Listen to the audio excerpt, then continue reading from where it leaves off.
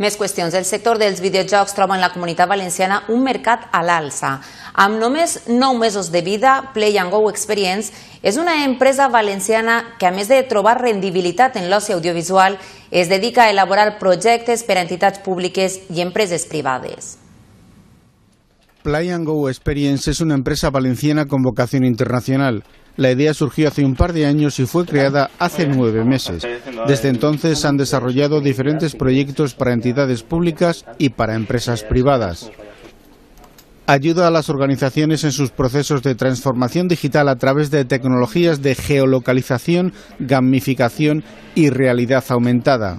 Desarrollamos aplicaciones móviles que mejoran la experiencia de los visitantes que van a un evento, a una feria o a un destino turístico. Ahora mismo tienen 8 trabajadores, han duplicado la plantilla en los últimos meses. En apenas 9 meses la empresa ya es rentable y ahora han abierto una ronda de financiación para afrontar el crecimiento. Pues ahora mismo necesitamos 200.000 euros para cubrir nuestras necesidades de 18 meses y el objetivo es pasar de una facturación mensual de 30.000 euros, que es lo que tenemos ahora, a una facturación mensual de 90.000 euros, para llegar a facturaciones del 1.000.000 de euros el año que viene.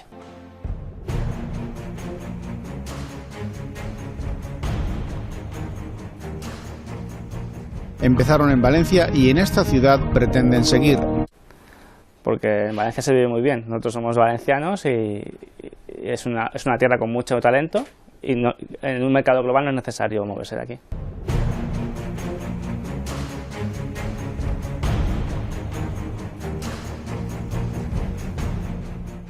Un mercado con mucho futuro.